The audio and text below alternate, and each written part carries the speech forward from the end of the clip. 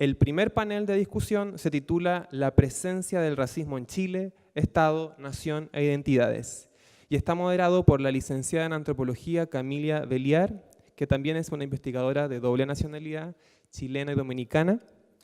Dejamos con ustedes a nuestros panelistas entonces, Celia Cusen, Enrique Anteleo y Josefina Correa. Bienvenidos a todos y a todas al seminario, a la primera mesa. Esta mesa la pensamos con el equipo como una mesa que de alguna forma va a contextualizar toda la situación social e histórica que enfrentan los inmigrantes afrodescendientes en Chile actualmente. La presencia del racismo en Chile, Estado, Nación e Identidades. Desde hace más de una década, distintos estudios han constatado que la inmigración latinoamericana reciente constituye un problema para la sociedad chilena. Estereotipos y prejuicios que alimentan el imaginario racista chileno, discriminaciones y exclusiones que enfrentan cotidianamente inmigrantes que provienen principalmente de Perú, Bolivia, Ecuador, Colombia, República Dominicana y Haití. El objetivo de esta mesa es indagar en este lugar problemático que tiene la inmigración latinoamericana actual a la luz de los procesos históricos de colonización, formación del Estado y la nación chilena, y que hoy resurgen en un contexto neoliberal de desplazamiento de fuerza al trabajo precarizada.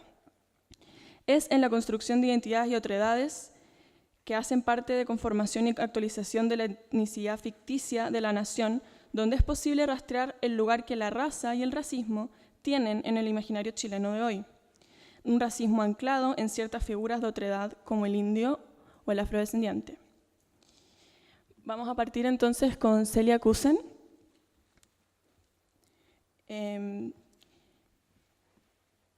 Celia Cusen es profesora asociada del Departamento de Historia de la Universidad de Chile. Es autora del reciente libro Black Saint of the Americas, The Life and Afterlife of Martín de Porres, publicada por Cambridge University Press. Además, es editora de Huellas de África en América, Perspectivas para Chile, de la editorial universitaria. Al presente y a través de este proyecto Fondesit, de su proyecto Fondesit, investiga la esclavitud negra en Santiago a fines de la colonia y principios de la República desde una perspectiva económica y cultural. Celia, te escuchamos. Bueno, primero que nada, muchas gracias a María Emilia y su equipo por la invitación a estar aquí con ustedes hablando de un tema tan importante que es el racismo en Chile desde una perspectiva histórica. Yo en lo que sigue no pretendo excusar la institución de la esclavitud, sino que les invito a repensar el pasado colonial desde una perspectiva quizás algo desconocida por muchos de los chilenos, ¿no? En un lapso de menos de 350 años, 12 millones de hombres, niños y mujeres africanos fueron capturados en el interior del continente y transportados a la fuerza de África a América. Una vez arribados a los puertos del continente, los nuevos amos los llevaban hasta los confines más remotos del Imperio Español. En los primeros siglos de la trata, un buen número de los barcos con su carga humana atracaban en Cartagena de Indias, desde donde los esclavos fueron trasladados a Portobelo, luego por tierra a Panamá, en la costa del Pacífico, y de ahí a Callao. Los que seguían su camino a Chile zarpaban de nuevo para Valparaíso hasta llegar 7 meses después de dejar las costas de África a Santiago. En el siglo XVIII la ruta era más directa, de África a Río de Janeiro, luego a Buenos Aires, cruzando la cordillera a pie o navegando por el peligroso Cabo de Hornos para llegar a Chile. Fue un viaje largo, peligroso, aterrante, que les cambiaba para siempre las vidas y las historias de las víctimas de esta primera diáspora africana. Según muchos historiadores, desde que su captura, estos originarios de pequeños villorrios al interior del continente africano, transportados hasta las fábricas europeas establecidas en las costas, estos hablantes de Wolof, Congo, Mandinga y muchos otros idiomas, se fueron transformándose lentamente en lo que Ira Berlin llamará los criollos atlánticos, o sea, cosmopolitas del Nuevo Mundo. Los párrocos, comerciantes y oficiales reales de América les decían bozales, morenos, negros y pardos, y sus hijos mestizos fueron los mulatos, mulatillos, zambos y zambaigos de América. O sea, una cantidad de identidades absolutamente nuevas y desconocidas para ellos. ¿Cómo entender sus experiencias? Y para el caso que nos compete aquí, el aparato taxonómico y discriminatorio que daba forma a las vidas de los esclavos africanos y delimitaban sus posibilidades en América Española. ¿Se puede hablar de una discriminación en base a la raza de los africanos? ¿Y el caso de Chile fue igual a aquella de otros o de algún modo es una versión algo diferente a aquella experimentada por los africanos que llegaron a los demás territorios del continente americano? En esta ponencia planteo que en grandes rasgos hubo dos épocas de percepciones y actitudes hacia los afro en América, periodos marcados por diferentes formas de pensar los orígenes africanos. Y esto sí me limito a la época colonial, ¿no? En una primera época, que va desde la conquista misma hacia la mitad del siglo XVIII, las percepciones de las autoridades y élites del imperio español hacia los africanos y sus descendientes eran bastante fluidas, incluso ambiguas.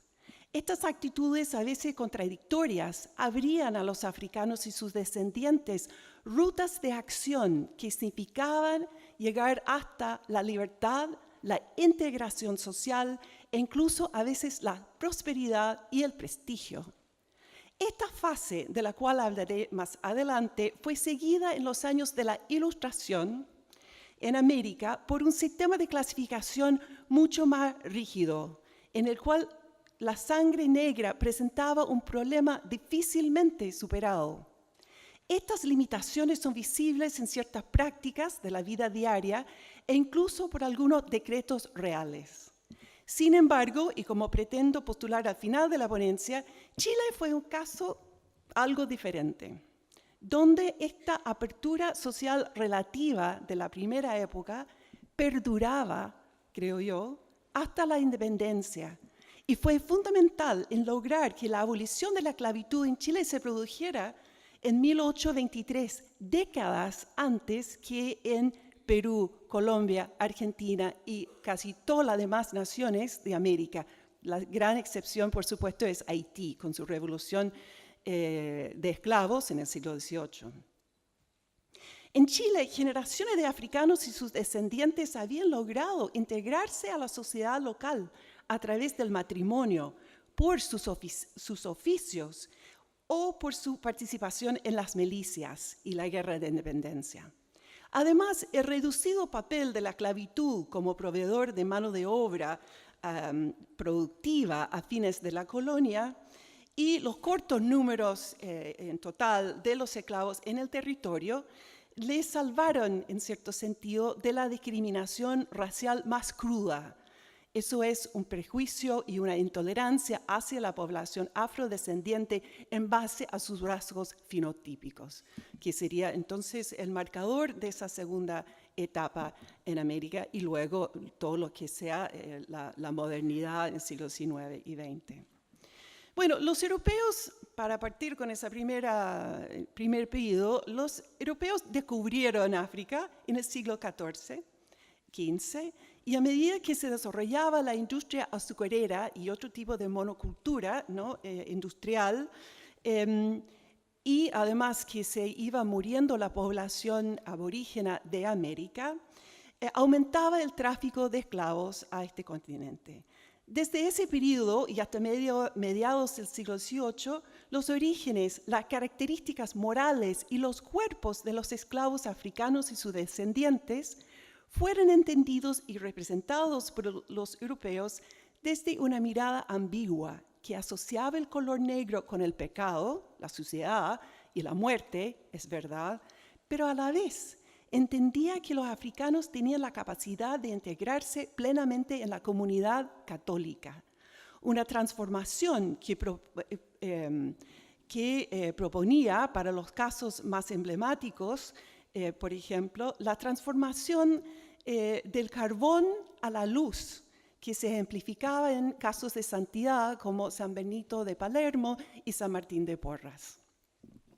De la tradición española en particular y el cuerpo legal del siglo XIII, conocido como las 7 partidas, se heredan 2 visiones. La servitud es entendida como una desgracia que no altera la naturaleza humana propia, o sea, no hay esclavos naturales. Y por otra parte, las cualidades morales se transmiten por linaje. Por eso el famoso concepto de la limpieza de sangre postulaba que cualquiera o con antepasados infieles, moros, judíos, herejes, o que nacieran ilegítimo o ejercía un oficio mecánico, vil, los villanos, no podían aspirar a formar parte de los estratos más altos, ni del aparato estatal, ni del clero, ni tampoco podían recibir una educación universitaria. De ahí que los esclavos y sus descendientes en el mundo colonial, en parte por su presunto origen ilegítimo y una asociación con el Islam que penetraba el continente africano, subsahariano, y en parte por su ingreso a las artes mecánicas, viles, estaban condenados a los grupos bajos y a veces lograban insertarse en los segmentos medios de la sociedad, pero no en esos cargos más importantes. Pero ojo, no estamos hablando precisamente de un prejuicio en base a la raza, un término que no se usaba para referirse a las personas por sus fenotipos, sino por sus orígenes religiosos en esa época. Hablamos entonces de la mala raza como aquellas que tenían una cercanía incómoda a las ocupaciones manuales o una lejanía indeseable de la ortodoxia católica. Los indígenas en América, para contrarrestarlo con los negros, formaban su propia república y vivían en comunidades, según los españoles. Eran señores naturales de América. Y como neófitos en la religión cristiana, ostentaban limpieza de sangre. Los africanos, en cambio, no fueron reconocidos ni como comunidad, ni como vasallos libres de la corona de Castilla, y no podían reclamar un linaje propio, eran hijos de infieles. Pero no era problema de raza, como vuelvo a insistir, sino una posible contaminación religiosa de sangre moro. En las sociedades coloniales, la posición social de una persona se construía entonces a través de un enjambre de conceptos tales como calidad, condición y nación. Conceptos que tenían algo, pero no mucho, que ver con el color de la piel. Y mucho más que ver con factores relacionados a la legitimidad, la descendencia de cristianos viejos y la reputación de una persona. Se tomaba en cuenta en ese sentido las buenas prácticas, la prudencia y el buen juicio de una persona, características que se manifestaban también en su forma de hablar, de vestirse y en el grupo con quien se relacionaba. El sistema de castas surge en esta época también, y si bien se refería a las mezclas entre personas con razas ancestrales en África, Europa y América, los términos mismos variaban de connotación según el lugar y la época y el contexto. Tanto así que los historiadores seguimos intentando captar la sutileza del posicionamiento social entre un mulato y un cuarterón, un pardo y un sambo. Los híbridos y sus connotaciones simbólicas y normativas que conllevaban ilegitimidad, deslealtad, vicio, lujuria, metáforas animales, se ve reflejada en un vocabulario que habla de colores extraños, los grupos abigarrados, que ya no pueden ser divididos en grupos nítidos, ¿no? Esta mezcla que se va formando y que termina llegando a ser lo que es la plebe. Pero a medida que pasa el tiempo, la insistencia en la importancia del linaje tiende a condenar a la sangre de negros a una condición inferior e inalterable. Este recrudecimiento de la visión negativa del afro marca una segunda época en las relaciones entre los grupos heterogéneos de América, aquella del mediados del siglo XVIII en adelante. Una serie de prácticas sociales reflejan nítidamente esta nueva discriminación marcada por un recelo mayor por la sangre negra, el ascenso social de los afro y la posible formación de lo que algunos han llamado, y que estaba en vías de crearse, una pardocracia en algunos lugares, como Venezuela, por ejemplo. Estos sentimientos estarán ligados a la creciente identificación entre la piel negra y la esclavitud de plantación azucarera, que, se acuerda, en el siglo XVIII y XIX estaba en su momento de auge. Y entonces se habla de lo que es la esclavitud racializada, racialized slavery. Además, circulan en Europa nuevos conceptos sobre las razas humanas, y ahora sí son categorías, características con rasgos fenotípicos. Y sobre todo los efectos nocivos de las mezclas, ¿no? Empiezan entonces a surgir además una serie de decretos reales que insisten en limitar el acceso de los afrodescendientes a los cargos administrativos, a las profesiones liberales que estaban ya empezando a ejercer y a la educación superior. Además, por primera vez, según la Real Pragmática de 1778, los parientes de un novio o una novia pueden obstaculizar el matrimonio de su hijo o hija en base a una presunta desigualdad de los novios por ser de diferentes castas. Pero este es un concepto que se aplica ahora más que nada contra los matrimonios de españoles con aquellos que pueden tener un abuelo o una abuela mulato o negro. Es una discriminación particular contra los de origen afrodescendiente. Y en esta época, al contrario, los mestizos de indígenas ganan el prestigio frente a aquella persona con orígenes negros. Bueno, ¿cómo es el caso chileno?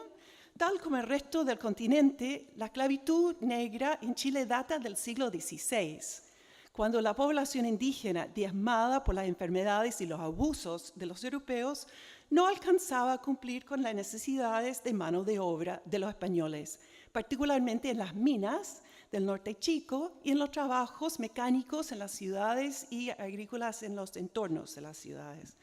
Aunque numéricamente menor que en México y Lima, la población de negra no era despreciable.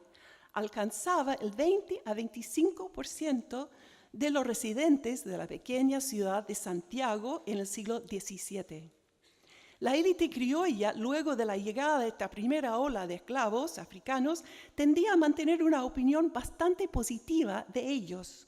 Las explicaciones para esta situación serán muchas y variadas, pero a todas luces es atribuible, por lo menos en parte, a la guerra de Arauco. En este lugar remoto, la obstinación del indígena para oponerse tanto a la subyugación a la corona como a la evangelización y conversión al catolicismo, sobre todo después del levantamiento de 1598, dio cuerpo a la imagen sumamente negativa del indígena y en contraste de la preferencia por el africano. El oficial de ejército Alonso González de Nájera expresa con vehemencia esa percepción favorable del negro esclavo frente al indígena en su texto de 1614, Desengaño y reparo de la guerra del Reino de Chile.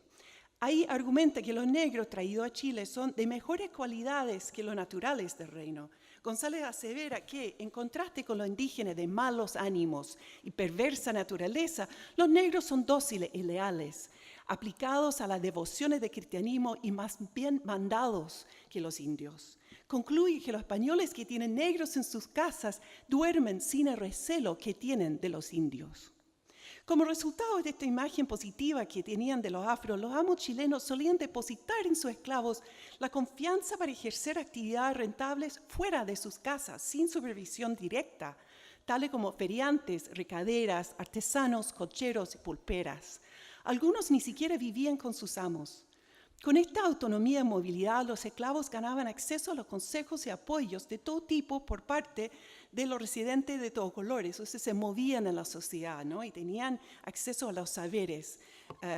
Además, las instituciones de la iglesia y la corona les daban ciertos derechos de, por ejemplo, casarse libremente y vivir con su cónyuge y además llevar demandas contra sus amos por abusos a los tribunales.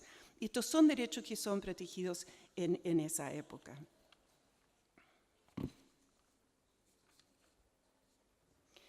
Hay un ejemplo que quisiera mencionar para ponerle una cara, ¿no?, a esta situación, que es un negro nacido en Guinea, hijo de infieles, Manuel de Marigorta, quien en 1725 deja en su testamento constancia de que es un zapatero libre, habrá comprado su libertad, que tiene un caballo, una espada, muchos objetos de plata, y también tiene láminas devocionales de los santos católicos, y además es socio de un capitán chileno, un miembro de la élite, que es su albacea, y a quien encarga al final, después de su muerte, de preocuparse por usar todos sus bienes al bien y al servicio de su hijo, que todavía es esclavo. O sea, esta institución terrible que es la esclavitud sigue siendo la maldición de los esclavos y los libres, que tienen que rescatar a sus parientes, ¿no?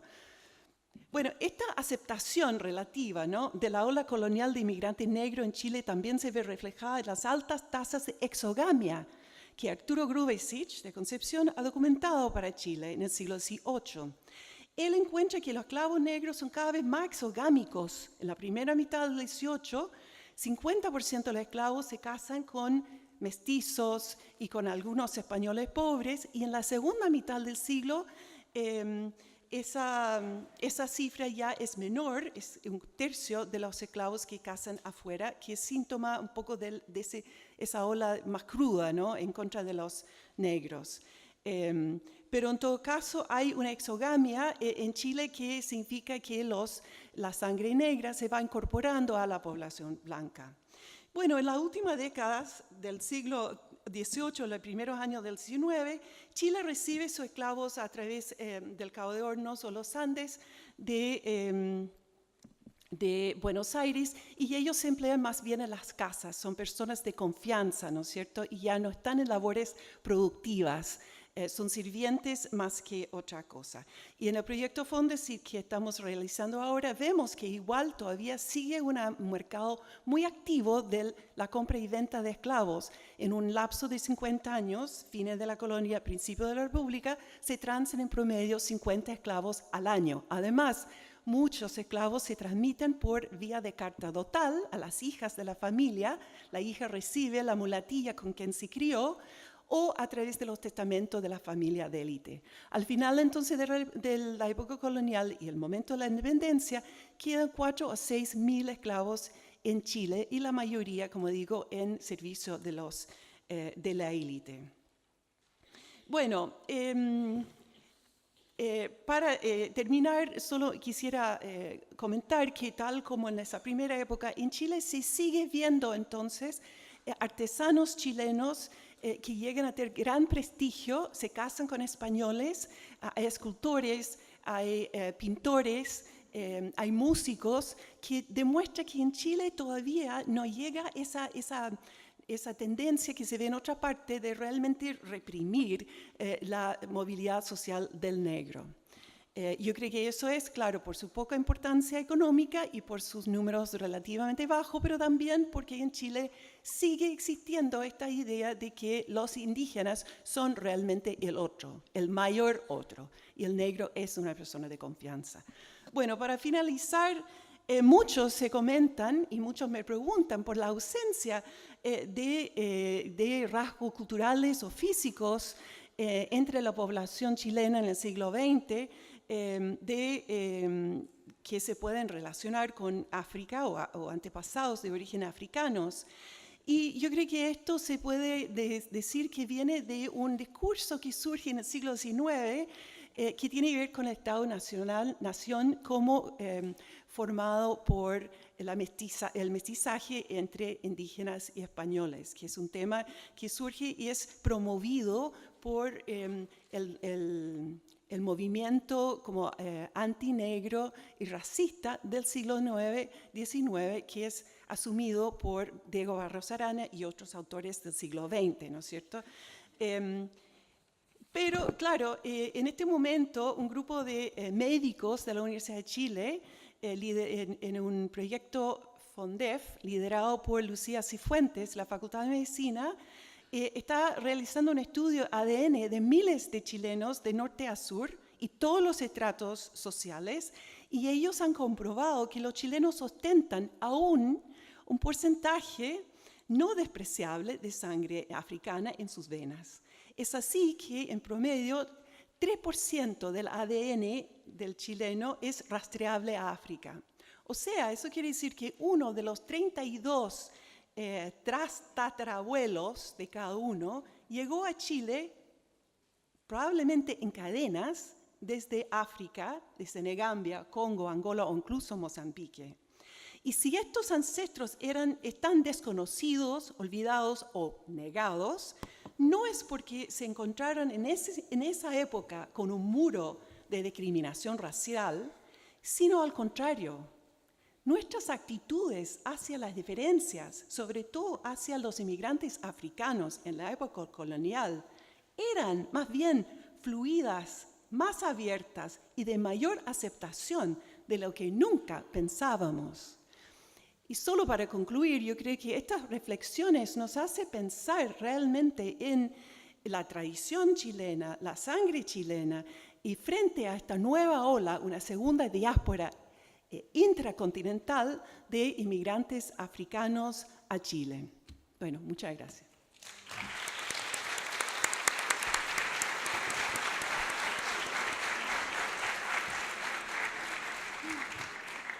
Muchas gracias, Celia. Muy interesante darle densidad histórica a las cosas que están sucediendo hoy día. Ahora va a exponer Josefina. Josefina Correa Telles, socióloga de la Universidad de Chile, magíster en Artes, mención Musicología, ha orientado su trabajo hacia el problema de la construcción de la otredad, comprendiendo esta dimensión desde las experiencias del racismo cotidiano que enfrentan los inmigrantes, ahondando así en conceptos de raza, nación y la experiencia de ser inmigrantes latinoamericanos en Chile. Actualmente es investigadora del proyecto Fondesit Inmigrantes Negros en Chile, prácticas de racialización y sexualización, y a continuación vamos a escuchar su ponencia. Mi objetivo fundamental es plantear algunos elementos que permitan discutir el vínculo que existe entre lo que se ha venido denominando el, comillas, problema de la inmigración y el fenómeno del racismo. Siguiendo esta idea, lo primero será indagar en este lugar problemático que tiene la inmigración reciente en Chile. Luego voy a insertar esta discusión en el marco del racismo, entendiendo el lugar que éste tiene en la conformación de la nación chilena. Y finalmente quisiera plantear algunas ideas generales sobre las formas que adquiere el racismo chileno contemporáneo respecto a inmigrantes provenientes de diferentes países de la región. Entonces, para partir con el primer punto, lo primero que habría que cuestionarse desde una ciencia social con vocación crítica sería ¿por qué la inmigración se convierte en un problema? ¿O qué tipo de problema es la inmigración? Como ya es sabido, desde hace ya más de una década, diversos estudios realizados en Chile han coincidido en que la inmigración latinoamericana, fundamentalmente aquella que proviene de Perú y más tardíamente de Colombia, República Dominicana, Ecuador, Haití, se convierte en un problema para la sociedad chilena. Sociedad que, lejos de orientarse a la incorporación o la integración de quienes provienen de estos países, en realidad establece barreras materiales y simbólicas que apuntan a una expulsión imaginaria y una exclusión real en un discurso que cada vez se torna más tolerante y respetuoso de las diferencias. Estos estudios han constatado estereotipos y prejuicios sobre la inmigración, sobre los inmigrantes, sus formas de vida, sus características físicas, sus características corporales, etcétera, que alimentan el imaginario del otro que existe en Chile. También se mencionan las dificultades administrativas, laborales, en el uso de los servicios públicos que deben enfrentar en sus vidas cotidianas. Pero ¿cómo se ha comprendido este fenómeno? Podríamos decir que la aproximación generalizada durante el último tiempo lo advierte como un problema de discriminación o xenofobia. En algunos casos se utiliza la noción de racismo, pero en general se hace uso de este concepto como un sinónimo de la discriminación o la xenofobia. Estas aproximaciones al racismo, en estas aproximaciones entonces, el racismo como categoría analítica pierde su especificidad. Al quedar el racismo como un sinónimo de y supeditado a categorías ahistóricas y generales como la xenofobia o la discriminación, se desconoce el carácter histórico de un fenómeno que está vinculado a la formación de la nación chilena. Por ejemplo, la idea de el miedo al otro o la xenofobia describe un tipo de comportamiento psicosocial general que puede considerarse como un componente o parte del racismo, pero sin embargo no agota la noción de racismo. El racismo excede por sobre mucho a la xenofobia, que podría ser parte de este. De ahí que al no problematizar la noción de racismo para comprender los fenómenos de discriminación y exclusión de los inmigrantes, se desconoce el proceso histórico, político, económico que posiciona hoy a la inmigración en un lugar problemático para la sociedad chilena, en el marco de una historia que se vincula, tal como mencionaba, a la construcción de la nación. Una consecuencia de esta perspectiva es que las manifestaciones de violencia muchas veces quedan entonces como expresión individual de sujetos racistas, desconociendo su carácter estructural.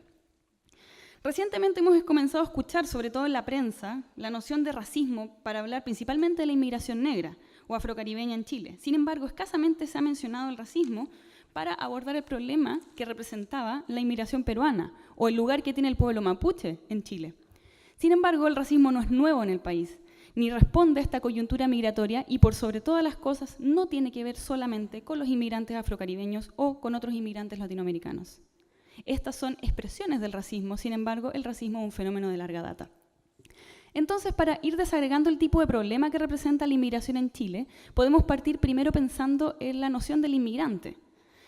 Entenderemos que esta noción no remite a todas las personas que llegan a vivir en un país, ya lo mencionaba María Emilia al comienzo en su discurso.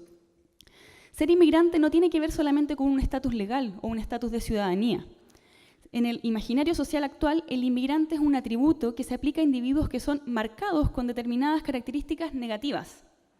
Para citar un ejemplo ya bien conocido y bien mencionado durante esta jornada, durante la década de 1990, la inmigración peruana fue vista como una invasión y una amenaza. No así la inmigración argentina, que en esos años era mayoritaria. Sin embargo, la inmigración argentina no era vista. Dentro de este imaginario racista, importaba el que los peruanos provinieran de países con, comillas, mayor proporción de población indígena, pero fundamentalmente importaba el tema de la Guerra del Pacífico como un hito fundamental para la formación de la propia identidad nacional, que posicionaba a Perú como el enemigo natural de Chile. El problema de la inmigración, y en particular de aquella que provenía de Perú, fue consolidándose en la opinión pública chilena durante ese periodo. Se los instaló en el lugar de la amenaza y la sospecha, que ponían en riesgo los puestos de trabajo de los chilenos, que eran ilegales, que eran delincuentes o que vivían en condiciones de marginalidad y pobreza. Frente a este deseo de blancura chileno, se les vinculó a lo negro, lo indígena, lo feo. Fueron señalados también como borrachos, pleitistas, poco desarrollados y ociosos, resonando en todas estas características que surgían en la prensa de la época, aquellos elementos de un discurso del periodo colonial y del siglo XIX sobre el pueblo mapuche y las distinciones entre civilización y barbarie, desarrollo y subdesarrollo. Estas ideas, entre otras ideas, resuenan hasta el día de hoy en el habla cotidiana de los chilenos sobre la inmigración peruana y, recientemente, sobre la inmigración de origen afrocaribeño. Pero volviendo a la noción de inmigrante, se puede decir que esta constituye una figura de la alteridad que plantea distinciones entre nosotros y los otros, remitiendo a la ya conocida experiencia de la identidad y la diferencia. Estas diferencias identitarias no coinciden con lo que se esperaría de un nativo. Inmigrante es sobre todo una amenaza, pues pone en cuestión patrones estéticos, patrones morales, culturales y económicos de la sociedad de llegada. Tales diferencias llevan a delimitar y preservar ciertos nosotros en los que se funden pertenencias nacionales, culturales, aspectos estético-morales que son supuestamente de carácter homogéneo y que tienen, por supuesto, derechos de ciudadanía. Aún más, siguiendo a Balibar, podríamos decir que la inmigración hoy en día se convierte en un sustituto de la noción de raza, que si bien ha tendido a desaparecer de los distintos discursos bajo otras denominaciones, reaparece en la forma de cultura, etnia, inmigración, generación de inmigrantes, entre otras. Entonces, en lo que sigue, quisiera presentar esta noción de racismo y racismo cotidiano que hemos venido trabajando como herramientas teórico-metodológicas que nos permiten comprender los procesos de discriminación y las violencias cotidianas que enfrentan los inmigrantes en la ciudad de Santiago, fundamentalmente, dado la delimitación regional de nuestro estudio. ¿Ya? Evidentemente no me va a ser posible en función del tiempo dar cuenta de todos los desplazamientos conceptuales que ha tenido el concepto de raza y de racismo.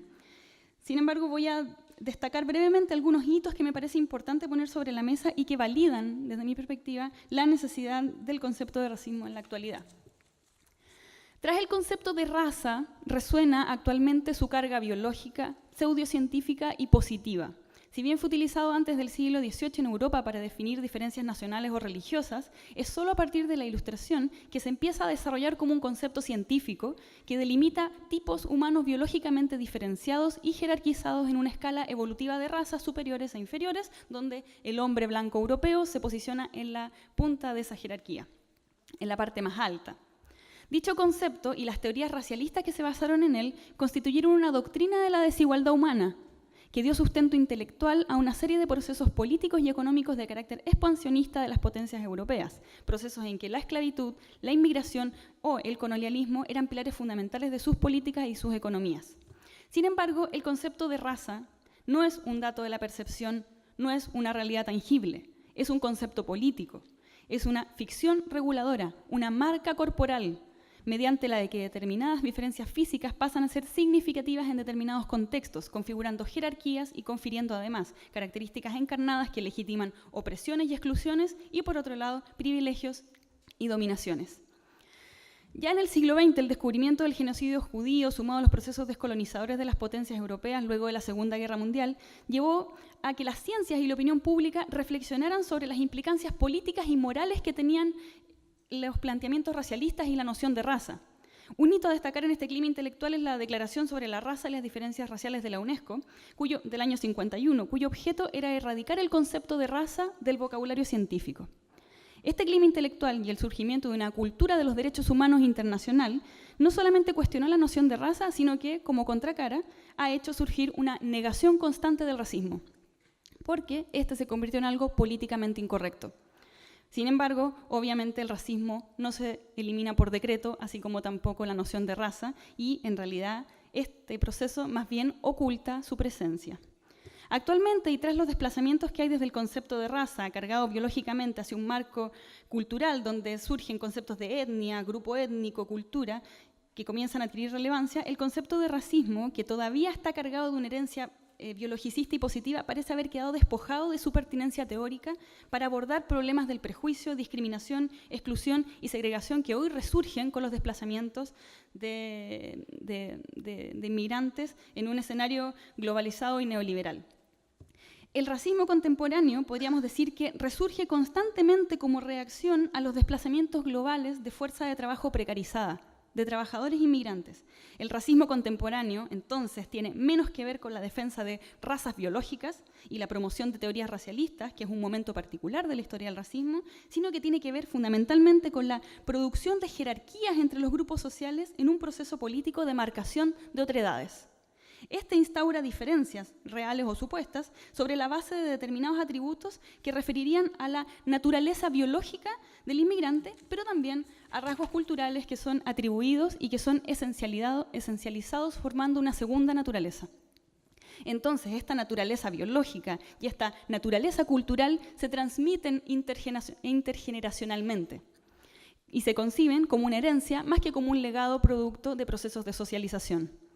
De hecho, cuando se habla de generaciones de inmigrantes en muchos trabajos, estamos inevitablemente, implícitamente, remitiendo a esta idea de transmisión intergeneracional de cierta condición que parece ser propia o marcadora de ciertas personas. Entonces, alguien que ha nacido, que tiene un bisabuelo, que en algún momento inmigró al país, todavía sigue portando la marca de la inmigración. En ese sentido nos damos cuenta que, más que un estatus legal, es un estigma.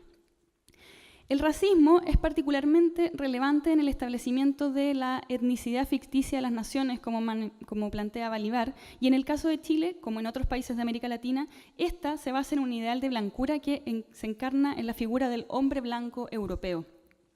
Se advierte un desarrollo histórico donde la otredad se configura desde el interior de la estructura de poder estatal nacional, y que históricamente remite a una serie de negaciones materiales y simbólicas del que ha sido considerado otro en distintos momentos de la historia.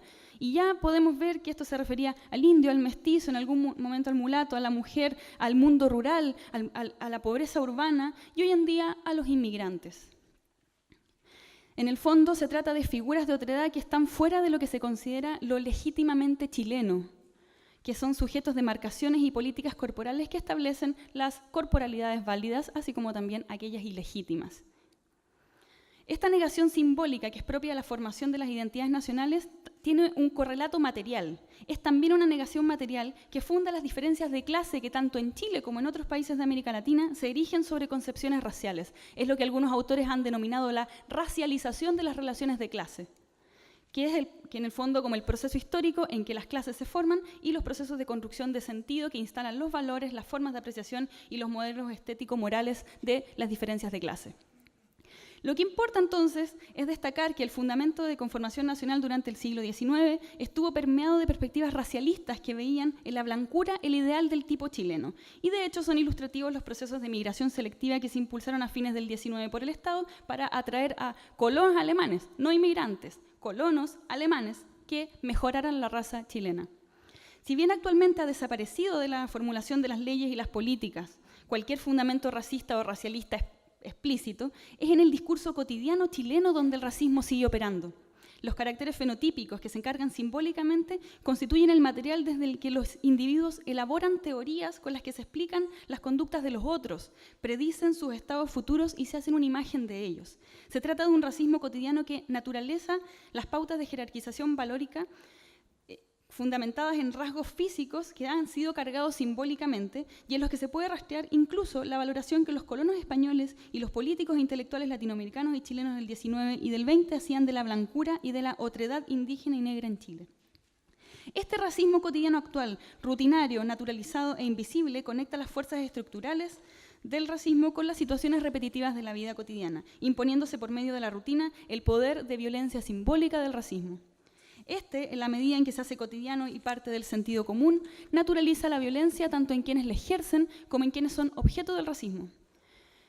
Por lo tanto, no es necesario que los discursos cotidianos hoy en día se refieran a las razas o que los estereotipos que fundamentan la violencia refieran exclusivamente a cuestiones de origen biológico para que haya racismo. Si bien el racismo biológico y la categoría de raza supuestamente han desaparecido, hoy en día la raza resurge como cultura, como etnia, como nación, como inmigrante. Cada vez que las diferencias se esencializan y se universalizan características que sirven como fundamento de violencias. A partir de los puntos anteriores, entonces, me gustaría extraer algunas consecuencias epistemológicas y teóricas. Primero, que el concepto de raza no es una realidad concreta, es un constructo político. Podríamos decir que las razas no existen. Sin embargo, el racismo es un fenómeno actual. En consecuencia, para estos fines, la noción de raza nos interesa en tanto constructo político que fundamenta en los discursos cotidianos las desigualdades, las explotaciones, las discriminaciones y dominaciones, un proceso que es necesario develar. Y el racismo, entonces, nos sirve como herramienta teórica que es capaz de iluminar y comprender estos fenómenos concretos de discriminación racial. Segundo, el racismo no es un fenómeno individual. No es propio de sujetos racistas, tampoco es un proceso coyuntural o esporádico. Se trata más bien de una formación histórico-estructural que, aunque adquiere distintas formas a través de la historia, va manteniendo algunos componentes y que no se puede entender desvinculada de los procesos de colonización, evangelización, constitución nacional y de la formación de las clases y de las distinciones de género hasta la actualidad. Tercero, que es necesario articular el racismo general con la noción de racismo cotidiano, entendiendo por aquel que reproduce en las prácticas y los discursos rutinarios y que actualiza cotidianamente jerarquías raciales, volviéndose, por otro lado, natural, incuestionado, y tanto para los sujetos racistas como para los sujetos que son víctimas del racismo. Es decir, a la sociología y a las ciencias sociales, más que preocuparles el concepto de raza como categoría científica, debiese importarles como categoría simbólica en los discursos cotidianos, y el racismo debiese importarle como concepto capaz de iluminar dicho fenómeno que actualmente se encuentra oscurecido. Ahora, así muy brevemente, porque me queda muy poco tiempo, me gustaría plantear algunas diferencias respecto a la forma que el racismo en Chile adquiere respecto a distintos tipos de inmigrantes. Diferentes estudios que hemos realizado en el marco de la inmigración dan cuenta de las experiencias de racismo cotidiano que viven las personas provenientes de otros países. A partir de esto podemos ver que aproximarnos a la manera en que se establecen las distinciones hegemónicas sobre los otros. Lo interesante del problema de la inmigración no tiene tanto que ver con la descripción de cifras y situaciones cotidianas que constaten el aumento o la disminución de la inmigración, sino fundamentalmente cómo la interpretación de estas cifras por distintos aparatos, el Estado, las ciencias sociales, la prensa, hace y configura realidades. Nos interesan las experiencias de racismo cotidiano que enfrentan los y las inmigrantes en Chile como un indicio, un signo, una huella que nos aproxima a una formación ideológica y su fuerza material que se expresa en distintos momentos de la historia y funciona para establecer un nosotros chileno, que por otro lado legitima y fundamenta las explotaciones económicas y otras formas de violencia que se advierten en la observación y el habla de las personas. Entonces, es interesante pensar en cómo el racismo chileno se configura en torno a la presencia de inmigrantes peruanos y cuáles son las características que adquiere cuando se trata de la inmigración negra. Quizás la más estudiada y reconocida es lo que ocurre con la inmigración peruana, donde vemos que el problema del racismo se articula fundamentalmente en torno a la idea de nación y el problema de los conflictos limítrofes y la guerra del Pacífico.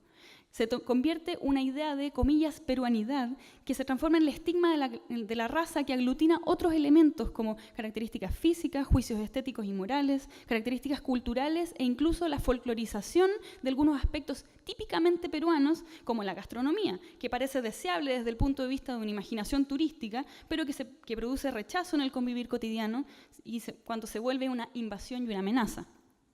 Pero ¿qué elementos configuran el racismo chileno cuando se trata de la inmigración negra?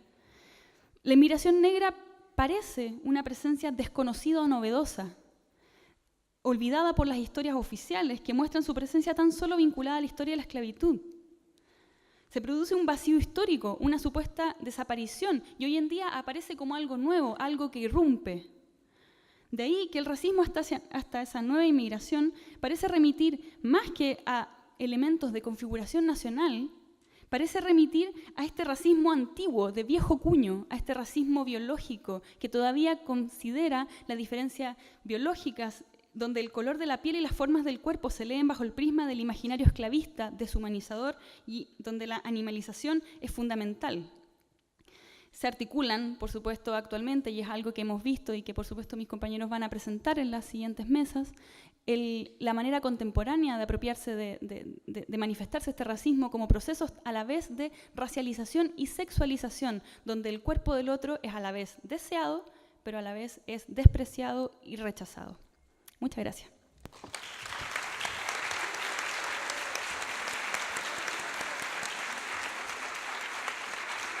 Ahora vamos a escuchar a Enrique Antileo. Es antropólogo social de la Universidad de Chile, actualmente candidato a doctor en estudios latinoamericanos de la misma universidad y es miembro hace muchos años del Centro de Estudios de la Comunidad de Historia Mapuche. Sus investigaciones se han relacionado con la experiencia de ser mapuche en Santiago y la diáspora mapuche en la ciudad. Mari Puche, Puentrupo Sombo Mule Palu Tufachi Chagum Meu. Mari Compu Peñipu Lamien, Aculo Tufachi Tain, el Cantual Tain Sungu Fachanto, Inche Ayua Fun Tain Dungual, Com Fachanto Tain Keunguelu Tufachi Mapu Meu, Re Mapuche Mapu Dungukei. Com Puche Tufachi País Meu, Chileno Piñelu, Re Winca Dungukei, Español Dungukei. Me gustaría decir quizás toda mi ponencia en mi lengua, pero en este país solo los mapuches al parecer manejamos nuestra lengua y el resto del país no lo puede entender, ¿no?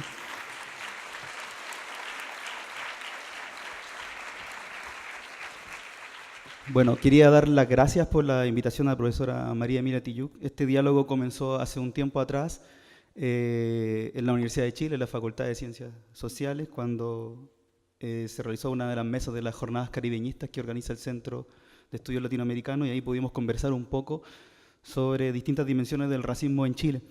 Y a partir de la experiencia tanto mapuche, caribeña, de distintos países, inmigrantes, ¿no? Confluimos en un diálogo. Y lo que vengo a conversar un poco es la continuidad de ese diálogo en un material que va a estar publicado pronto en el sitio web de la Universidad de Chile, de la revista Meridional, que es sobre la migración mapuche, la diáspora, como llamamos nosotros, y el trabajo, ¿no? La dimensión laboral de la diáspora mapuche. Son tres cosas las que me gustaría a mí hoy día conversar. Primero, ¿qué es la diáspora mapuche? Para explicarles un poco desde dónde nosotros recogemos ese concepto. Segundo, hablar de segregación racial espacial en Santiago. Y si me permite el tiempo, poder hablar un poco de la experiencia laboral de la población mapuche en Santiago. Nosotros somos un pueblo que no somos migrantes, pero sí hemos sido convertidos en migrantes en el último tiempo, ¿no? Estamos en Santiago, en un territorio que antiguamente ocupamos nosotros, pero que posteriormente dejamos de ocupar, y hemos vuelto a Santiago en condición de migrantes, ¿no? Ya no parte de nuestro propio territorio. Y en ese sentido, a lo que hemos llamado a ese viaje, a ese desplazamiento desde la zona sur hacia el norte de Santiago, le hemos denominado la diáspora mapuche, ¿no? Un viaje forzoso, lleno de distintas condiciones que han propiciado la llegada de población mapuche durante los últimos 80 años a esta ciudad. Un viaje que está íntimamente ligado a una experiencia del trabajo. Por eso también he querido como situar la experiencia laboral en su punto, ¿no? Un viaje búsqueda de mejores alternativas de las que quedaron en las comunidades mapuche, ¿no? ¿Por qué un viaje, no? ¿Por qué ese viaje forzoso? Y eso tiene que ver precisamente con las condiciones del colonialismo chileno, ¿no? Yo no puedo hablar ni de diáspora ni de racismo sin entender que en Chile existe aún colonialismo. Y esa es un poco la discusión que nosotros estamos tratando de entablar, ¿no? Por lo menos entre investigadores mapuche, de la continuidad de ese vínculo colonial hasta hoy en día, ¿no? La propiedad de la tierra se transformó a fines del siglo XIX, ¿no? El mundo mapuche perdió el 95% de su territorio. Después vino las consecuencias de esa expoliación territorial, pobreza, marginación, ¿no? Y finalmente migración, que es la última de las consecuencias, desplazamiento, ¿no? La reducción territorial modificada a partir de una serie de leyes también, leyes de propiedad austral, leyes de propiedad de la tierra indígena que han marcado la historia de Chile, ¿no? Una de las últimas fue la ley de Pinochet, ¿no? Modificadas también en los gobiernos de la Concertación. Son un continuo histórico respecto de la propiedad de la tierra en el mundo mapuche. Y esa propiedad de la tierra sigue siendo una propiedad de la tierra escasa, ¿no? Entregada a distintas manos en la historia, ¿no? Primero a latifundistas, colonos alemanes, como planteaban delante, colonos italianos, suizos, a chilenos, militares chilenos, y posteriormente vendida a distintos tipos de propietarios, hasta hoy día constituirse una propiedad vinculada al capitalismo extractivo, ¿no? De las empresas forestales. Es la misma propiedad que ha pasado de mano en mano, menos a la mano de los que fueron sus dueños originarios, ¿no? Esas situaciones son las que han marcado un poco este desplazamiento forzado hacia distintos puntos de Chile, ¿no? No solo Santiago. Hoy día voy a hablar de Santiago porque es lo que he estado estudiando el último tiempo, pero es una diáspora mapuche más amplia, ¿no? Más amplia en el sentido de lo que nos muestran los datos, ¿no? Santiago tiene, según el censo del 2002, el 30% de la población mapuche hoy día viviendo acá. Según el censo del 2012, que no contamos muy bien con él, también sería el 30-35%, ¿no? Sumado a todo eso, registró una población de 500.000 habitantes mapuches en esta ciudad. Valparaíso tiene más de 100.000 habitantes. Hay mapuches de Arica a Punta Arenas, en todas las regiones están presentes. Hay mapuches en el extranjero, producto de distintas experiencias de migración también. Hay muchos mapuches que se han trasladado, que ya nuestro pueblo ya vivía en Argentina hace mucho tiempo, pero también hay una migración producto de estas condiciones territoriales hacia Argentina. Hay migraciones mapuches que tienen que ver con el exilio político, ¿no? Principalmente en la época de la dictadura, y que se han constituido afuera también como parte de esta gran diáspora de nuestro pueblo.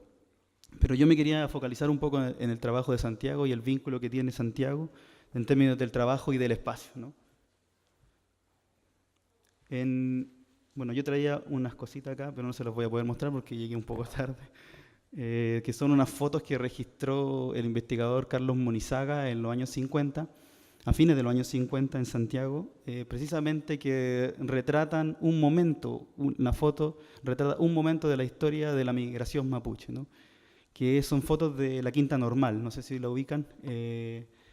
La Quinta Normal es un espacio mapuche ocupado por el pueblo mapuche durante los últimos 60 años, ¿no? Al principio como un lugar de reunión social, hoy día más como un espacio de reunión política o organizacional, ¿no? Pero la Quinta Normal fue ocupada durante mucho tiempo por dos tipos de trabajadores mapuches que estaban acá, ¿no? Las empleadas y los panaderos, ¿no? Voy a hablar un poco más adelante sobre eso, que tenía un solo día libre, que era el domingo.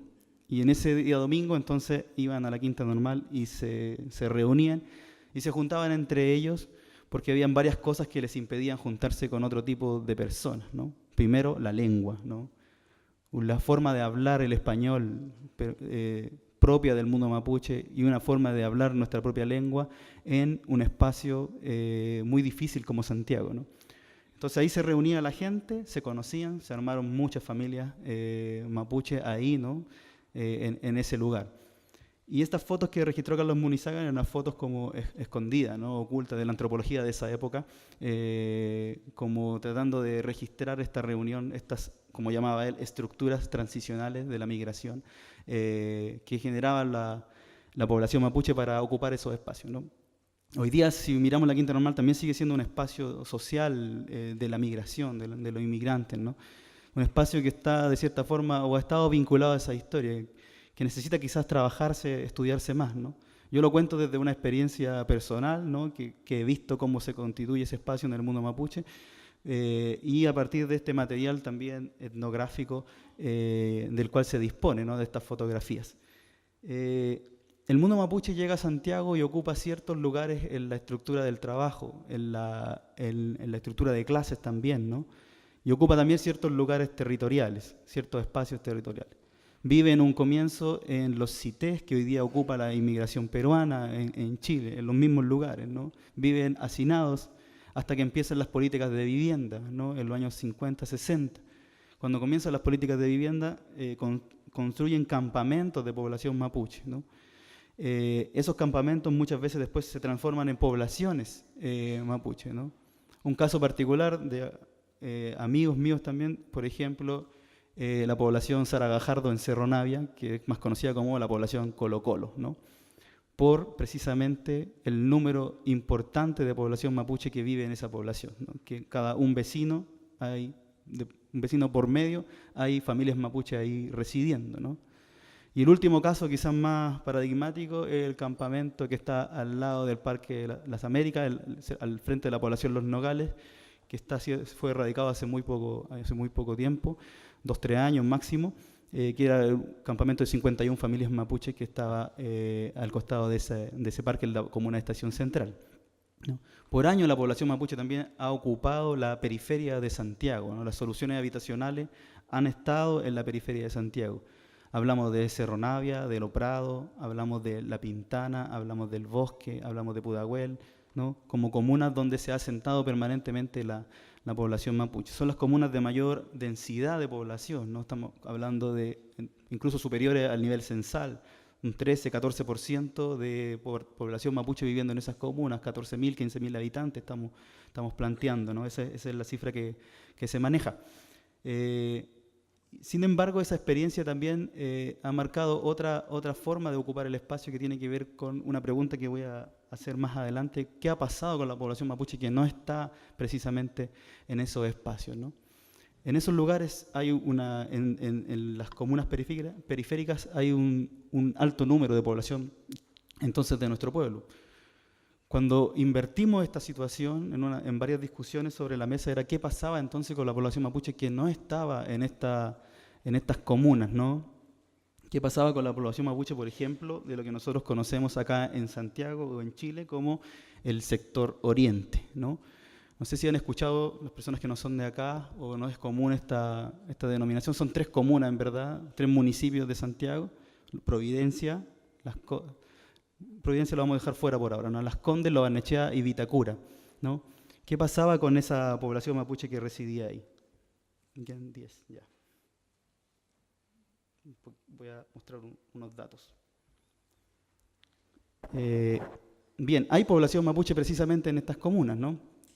Pero no es nuestra burguesía, ¿no? No son nuestros mapuches propietarios ni dueños de empresas, ¿no? No son nuestros mapuches millonarios como en algún spot publicitario se planteó en su momento, ¿no? Nosotros tenemos en Las Condes una población de 240.000 personas y de esas 240.000, 3.000 y un poco más son mapuche. En Barnechea hay 74.000 personas, son datos del censo del 2002. Un poco más de 1.800 son mapuche y en Vitacura de las 80.000 personas que viven ahí, un poco más de 1.300 son mapuche. Cuando vamos al cruce por categoría laboral, nos arroja un dato bien interesante, ¿no? Y cuando también lo cruzamos por estructura de género, también nos arroja otro dato bien interesante. De esas 3.000 personas que viven en Las Condes, el 64% declara trabajar en el servicio doméstico. De las 1.800 personas mapuches que viven en Lo Barnechea, el 47% declara trabajar en el servicio doméstico. Y de las 1.300 personas mapuches que viven en Vitacura, el 87% declara trabajar en el servicio doméstico. Y entonces, si se cruza ese dato con el lugar donde viven, deducimos que se trata de población que vive todavía en condiciones de puertas adentro, como se llama hoy en Chile, ¿no? Que de cierta forma son algunos eufemismos de la continuidad de una estructura de servidumbre que ha permeado a este país durante mucho tiempo, ¿no? Entonces, leyendo materiales para poder entender un poco esta situación, conocí hace un tiempo atrás a una investigadora maya calchiqué en México, que se llama Aura Cumes, que acaba de publicar recientemente su tesis doctoral, y es precisamente sobre la dimensión del trabajo racializado, como le llama ella, en la población maya calchiqué en Ciudad de Guatemala, ¿no? Y ella define, voy a leer esta definición porque me parece muy interesante, el trabajo doméstico de la siguiente forma, ¿no? El trabajo doméstico, más que una ocupación en sí misma, puede ser explicado como una institución de servidumbre de larga duración. La estructura colonial, que a su vez es patriarcal, instauró un orden social en que la vida de los indígenas, no en tanto pobres, sino en tanto indígenas, tendrá un lugar y una función al servicio de los colonizadores y sus descendientes. Esta institución de servidumbre no está relacionada exclusivamente al control del trabajo indígena, sino de su vida misma. Es decir, no es una estructura exclusivamente económica. Esta forma de dominación ha sido interrogada y desafiada de múltiples maneras y en diferentes tiempos por los mismos indígenas, provocándole modificaciones, pero hay una supervivencia del núcleo de la ideología que lo sostiene. Así, hay un imaginario social que insiste en ver a las mujeres indígenas como sirvientas y a los hombres indígenas como mozos. Yo quería detenerme un poquito en la reflexión de Aura Cumes, porque es precisamente una de las reflexiones que le da sentido a pensar el trabajo mapuche en Santiago como un trabajo racializado, ¿no? Precisamente son instituciones que se van anquilosando, que se van sedimentando en las relaciones sociales en Chile, y que nos hacen una pregunta principalmente a las personas que están interesadas en rastrear la estructura laboral: si únicamente en Chile existen problemas de clase, o estos problemas de clase también deberían ser interrogados por relaciones coloniales y por relaciones raciales que aún persisten, ¿no? Se crea y se constituye un imaginario colectivo de que ciertos trabajos, ¿no?, están destinados para cierto tipo de población, o están destinados para cierto tipo de población, para el inmigrante y para el indio, ¿no? Y el trabajo de sirvienta es un trabajo de indios, ¿no? ¿Cómo lo he vivido yo? Principalmente con las familias de mis amigos, ¿no? Las familias de mis amigos, aún las mamás de mis amigos trabajan en el servicio doméstico, ¿no? Amigos que pueden estar igual que yo, en la misma condición, estudiando, sacando doctorado o magíster, pero sus madres siguen trabajando en el servicio doméstico, muchas de ellas puertas adentro, ¿no? Es una realidad constante. Y ese trabajo racializado se constituye a través de un concepto que voy a utilizar de otro investigador que se llama Héctor Nahuel Pan, que se constituye a través de espacios civilizatorios, ¿no?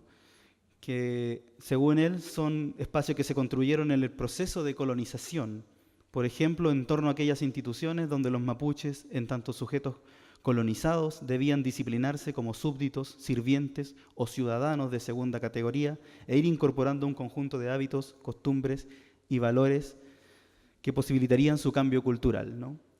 ¿A qué me refiero? Voy a aterrizar esto a un testimonio, que es parte también de ese trabajo que voy a publicar. Espacios civilizatorios quiere decir que al interior de esa misma cultura de la servidumbre, ¿no?, funcionan todavía como formas coloniales de dominación, ¿no? Este es el testimonio de Ida Guayquil en la tesis de magíster de Ana Millaleo, que tiene a ella como la principal entrevistada, ¿no? Dice: me crié con los patrones de mi mamá. Ellos eran huincas. Llegué ahí cuando era niñita. Debo haber tenido unos 6 años. Ellos me cuidaban. Empecé a crecer y a trabajar. En un lavaplatos me ponían una banca, unas cajas. Yo me subía arriba y lavaba todo el día platos. todo el día estaba lavando platos. Es un poco más larga la cita, por el tiempo no me alcanza, pero precisamente quiere decir que ciertas formas de trabajo se van repitiendo y repitiendo en la historia de las familias mapuches, ¿no? No es solo la abuela que fue nana, entre comillas, como se usa acá, o sirvienta, o empleada doméstica, sino que después es la hija y la nieta, ¿no? Y se van anquilosando ciertas formas de empleo. Y en el caso de los hombres, este lugar de trabajo racializado ha estado en la historia de los panaderos, ¿no? Los panaderos mapuches que llegaron muy temprano acá a Santiago de Chile como uno de los primeros oficios en los que se desempeñaron, también trabajaban mucho tiempo como puertas adentro, ¿no? Lo que se llamó en su tiempo el huachaje, ¿no? El huachaje era vivir en la panadería, estar en la panadería todo el día menos el domingo, que era el día libre. Ese huachaje fue después erradicado en Chile, ¿no? No se permitía como política laboral, pero siguió existiendo el trabajo de panaderos. Y se creó entonces el imaginario de que el trabajo de panaderos es un lugar de trabajo para los indios, ¿no? Y las mismas familias mapuches reclutaban entonces a sus parientes que venían del sur para ir trabajando como panaderos. Traje unos testimonios acá que no me alcanzan, pero estamos viendo niños de 13, 14 años llegando a Santiago en los 60, trabajando como panaderos, ¿no? Y me remito a una cita más antigua, ¿no?, de Carlos Hassenbalch en un estudio clásico sobre el tema del racismo en Brasil, en términos de que la raza sigue constituyendo, como planteaba adelante Josefina, una categoría de orden político, ¿no?, de marcación. La racialización es precisamente esa marcación del otro en ciertas condiciones que permiten crear nociones, imaginarios de que ciertos grupos están destinados a ocupar cierto lugar en la estructura social, ¿no? Eso es un poco lo que yo venía a conversar hoy día, lo demás puede quedar entonces para las preguntas. Muchas gracias. Bueno,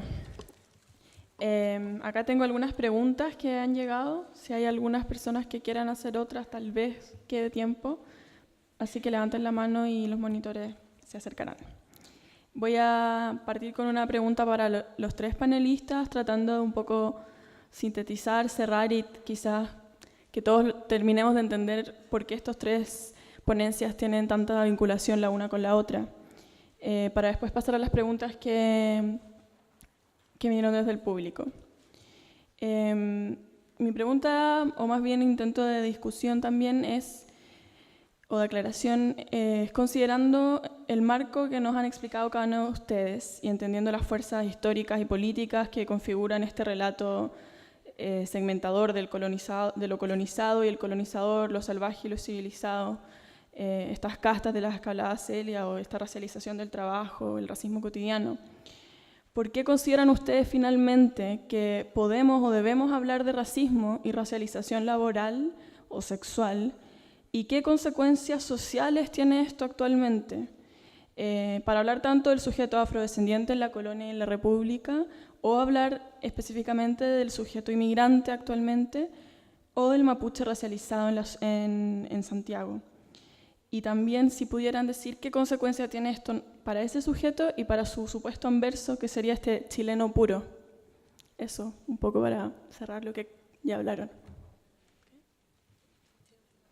¿Qué consecuencias tendría esto también para el anverso opuesto de este inmigrante o afrodescendiente o el mapuche racializado, que sería este chileno puro? ¿Quién es y qué consecuencias tiene pensando en la utilización de racismo y racialización como el concepto para esta segmentación de uno y otro?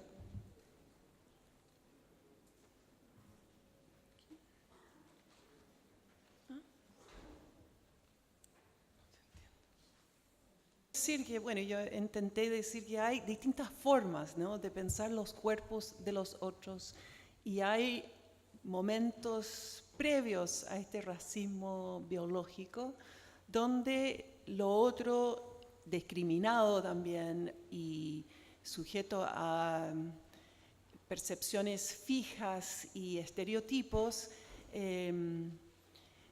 vivía también con ciertas posibilidades, ¿no?, de trabajar a través de ese imaginario para lograr insertarse y avanzar. Yo creo que es una elección que debemos tomar en cuenta para hoy en día, que tenemos que estar conscientes de que el racismo no es algo fijo, no es algo necesario, no es necesariamente insuperable, ¿no? Y que con estas discusiones uno va empezando a desentrañar lo que es el racismo y poco a poco entonces desarmándolo, ojalá, ¿no es cierto?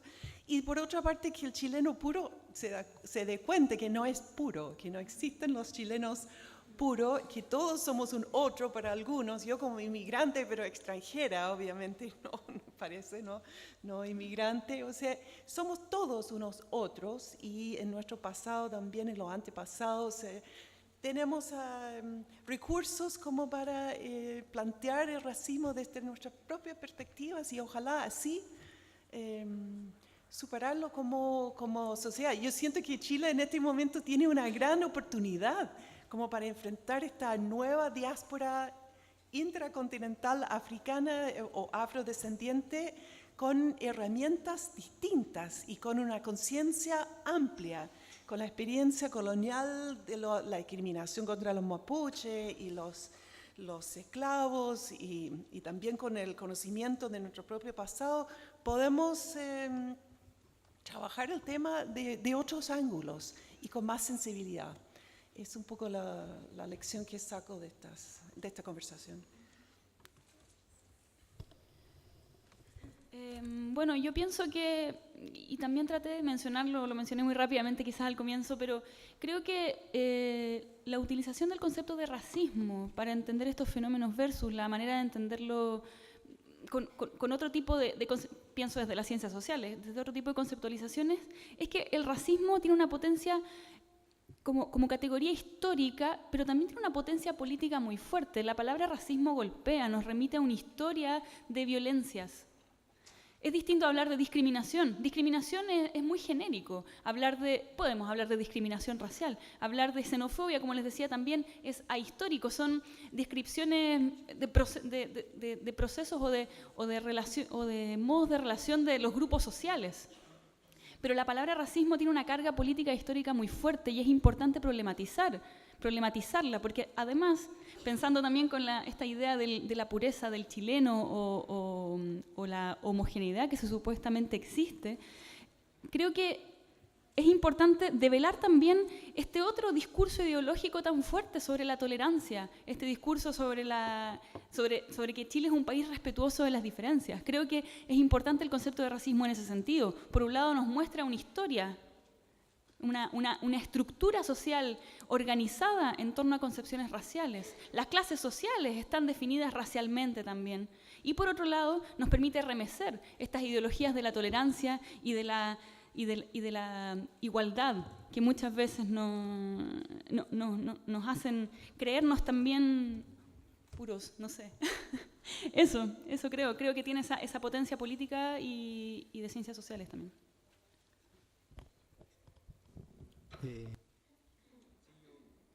¿Aló? Sí. Yo concuerdo con lo que se ha planteado, ¿no? Efectivamente, hablar de racismo es como un golpe duro a la sociedad chilena, una interpelación, porque tenemos que hacer un diagnóstico primero sobre eso, sobre qué hay, cómo es, de qué forma se despliega ese racismo. Y también es un golpe porque hay que hablar de cómo se ha constituido ese racismo, ¿no? En el imaginario chileno, no solo por la condición histórica que tiene, sino también porque son diferentes formas de racismo que existen contra los distintos grupos, ¿no? No son las mismas formas en que opera. Pero además, yo creo que para mí lo principal es que tampoco podemos quedarnos solamente con el diagnóstico de que la sociedad chilena es una sociedad racista, ¿no? Sino que cómo pasamos de ese lugar de diagnóstico a una transformación general, ¿no? Y no solamente que las personas que están sufriendo racialización o que están siendo racializadas sean las que estén hablando permanentemente de que se sienten de cierta forma segregados también en el país, ¿no? Sino que también todas las personas en sí puedan hablar y puedan construir un tipo de sociedad diferente, ¿no? Es cómo avanzar en eso. Yo siento que, por lo menos en términos del Estado, las políticas públicas y esas cosas, está un poco agotado el tema, ¿no? Hay un multiculturalismo muy light que está operando y que efectivamente habla de la diferencia y todo el cuento, pero que no reconoce nada en términos de derechos, en términos de derechos históricos, derechos políticos también de esos grupos, ¿no? Remover un poco el piso, ¿no? Concebir a Chile no como un país de chilenos, que sería pasar a hablar de Chile como un tipo de país de diferentes personas, ¿no? Porque yo no creo en eso de que Chile sea un país de chilenos, ¿no? Vivimos acá mucha gente de distintos lugares y llega gente cada vez de otros lugares más lejos todavía, ¿no? ¿Cómo hacemos eso? Ese sería el paso, lo importante para mí de esta interpelación.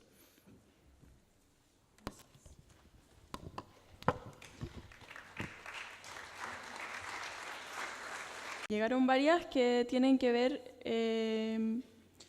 con la conjugación, digamos, de lo que se podría decir entre el racismo y el clasismo, o la clase y la raza. Diciendo, estando el racismo incluso en modelos económicos, ¿cuál sería el rol constitucional sobre la dialéctica materialista, por ejemplo? ¿De qué forma contribuye el sistema capitalista neoliberal en la construcción de vínculos racistas en la cotidianidad? En la dualidad nosotros-otros, ¿por qué se ve al chileno como nosotros? ¿Es un flaite un nosotros?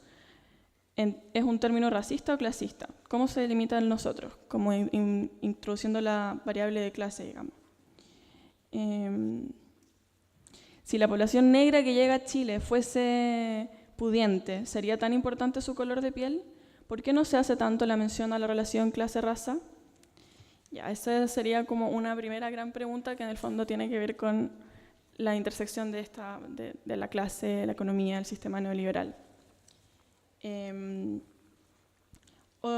Voy a decirlas todas y después pasamos a las respuestas. También hay varias que tienen que ver un poco con especificidades en torno al racismo cotidiano en los inmigrantes, o sea, más allá de la nación, el Estado y las entidades, un poco algunas preguntas que tienen que ver con cómo se expresa esto cotidianamente, cómo es este racismo, qué tan radical, qué tan intenso es en relación, por ejemplo, a cómo sucede en lugares donde hay mucha segmentación, como en Estados Unidos, cómo se configura, así como más concretamente este racismo. También preguntan por la variable de género, un poco pidiendo que hablemos más específicamente de los resultados del Fondesit. Eso, cómo se expresa concretamente. También a Enrique le preguntan específicamente cómo ve la diáspora de Mapurbano en la ciudad, en las nuevas generaciones. Y también respecto al inicio de su exposición, si podría compartir cómo él cree que podríamos cambiar el estigma del lenguaje mapuche, eso del lenguaje mapuche mapungún en nuestra sociedad, sabiendo que no es un idioma que es parte de la sociedad chilena, digamos, o sea, cómo superar eso. Y a Celia le preguntan, ¿usted cree que actualmente los negros no son víctimas del racismo? ¿Tienen mayor movilidad social por no ser una amenaza para la población chilena? Eso más de la actualidad. Y más en relación al pasado, le preguntan, ¿se parece la condición de los esclavos africanos en Chile a la situación de Uruguay? Porque en Uruguay se mantiene un acervo cultural africano y en Chile tiende a desaparecer. ¿Se parece la condición de los esclavos africanos en Chile a la situación de Uruguay? ¿Por qué en Uruguay se mantiene un acervo cultural africano y en Chile ha tendido a desaparecer, digamos, la marca hasta el día de hoy? Eso, por ahí voy a tener que cerrar. Bien, la primera pregunta, o como más general sobre racismo y clasismo, es quizá una de las preguntas más complicadas que atraviesan como la discusión sobre el racismo precisamente, ¿no? Y es porque también ha sido un debate muy antiguo en Latinoamérica, ¿no? O sea, la interpelación al marxismo desde una perspectiva que involucre, ¿no?, la diferencia cultural, que involucre también la historia de los diferentes pueblos, se puede rastrear en América Latina en varios autores, ¿no? Hay un punto en los 60 donde eso tiene una eclosión muy fuerte, pero ya lo podemos encontrar en Mariátegui de cierta forma en sus textos, ¿no? Pero en los 60 hay una interpelación de autores importantes pero sí cuestionando un poco la visión marxista clásica en América Latina, ¿no? Y esos autores están, entre ellos, ¿no? Pablo González Casanova, Rodolfo Stavenhagen, ¿no? Que empiezan precisamente a hablar de que no solamente existe una estructura de clases, sino que al interior de esa estructura de clases o de esos países que tienen sociedades plurales, también existen estructuras coloniales que aún están vigentes, ¿no? Y esas estructuras coloniales precisamente ponen la cabeza de la formación del trabajo a blancos, ladinos o criollos, como han sido denominados en América Latina, y en la parte de abajo a los trabajadores más explotados ponen a negros e indígenas. Entonces el cuestionamiento precisamente venía en cómo vamos nosotros a cruzar estos dos elementos, ¿no? Una clase que está además permeada, una idea de clase que está permeada por la estructura colonial, ¿no? Una estructura colonial que está conformada también a partir de una estructura de clase, que se cruzan permanentemente. Y yo creo que un poco lo que se está haciendo hoy día en la investigación social es un poco interrelacionar estas categorías. Ya es como imposible hablar de una única condición, ¿no? Se cruza raza, género, clase permanentemente en la discusión. Porque efectivamente uno no puede deshacerse de cierta forma o tener una mirada unívoca respecto de un problema, ¿no? En Chile, por lo menos con los datos que yo he estado estudiando, se puede hablar de precisamente una estructura de clase que está racializada también en su interior, ¿no? Pero sin embargo, una pregunta que debemos seguir cuestionando, o sea, ¿qué es el racismo finalmente, con toda la discusión que se ha dado acá? Y que son los primeros escritos que tienen que ver con el pensamiento anticolonial, antillano, latinoamericano, también del norte de África, con Memí, con Fanon, con Eric Williams también, por ejemplo, hablan del racismo como una construcción ideológica, permanentemente ligada precisamente al desarrollo del capitalismo, en su dimensión colonial, ¿no? Son procesos de cierta forma inseparables, ¿no? El problema es que quizás durante un tiempo fue sacado un poco del análisis del problema de clase, y hoy día está volviendo, ¿no? Y tenemos que seguir insistiendo en que vuelva. Y también tampoco podemos caer en la otra vereda de solamente hablar de problemas coloniales, problemas raciales, y como un descriptor, sino que efectivamente hay temas de estructuras societales que son de clase, ¿no? Y que necesitan trabajarse desde ese punto de vista, ¿no? Yo creo un poco que la solución va por ese lado, ir vinculando las distintas formas en las que hemos aprendido nosotros, que generalmente la aprendemos por separado, y tratar de ir juntándola en el análisis de ciertas situaciones que pasan hoy en Chile. A mí me interesaría fundamentalmente profundizar en esta pregunta sobre el racismo cotidiano, cómo se expresa. A ver, el racismo y el racismo cotidiano son lo mismo.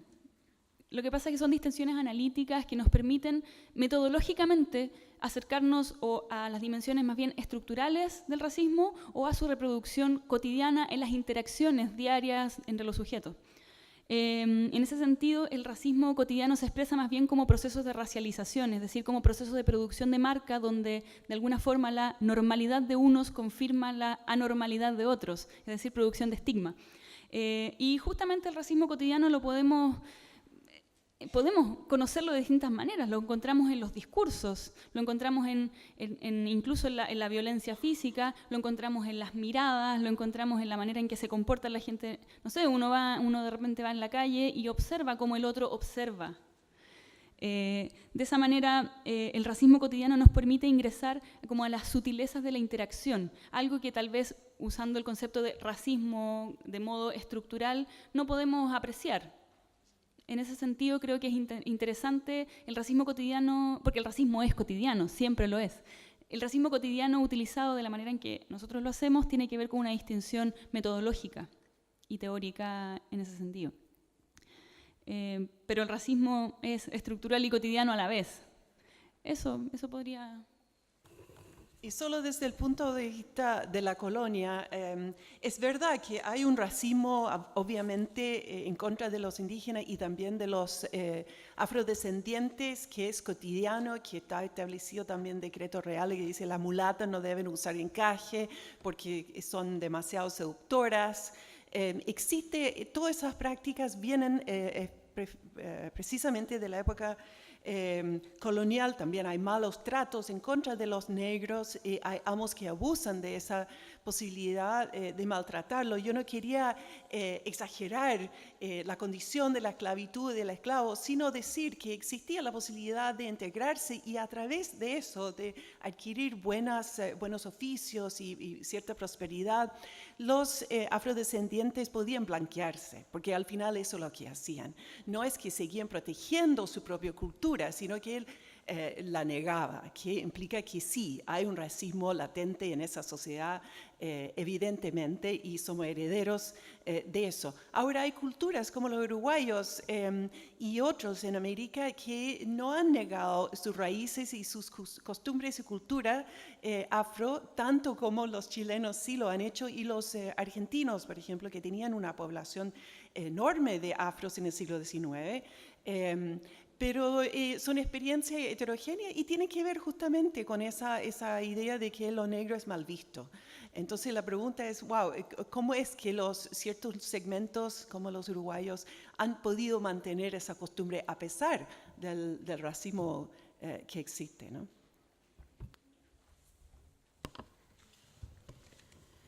Bueno, agradecemos a los panelistas por sus presentaciones y sus respuestas.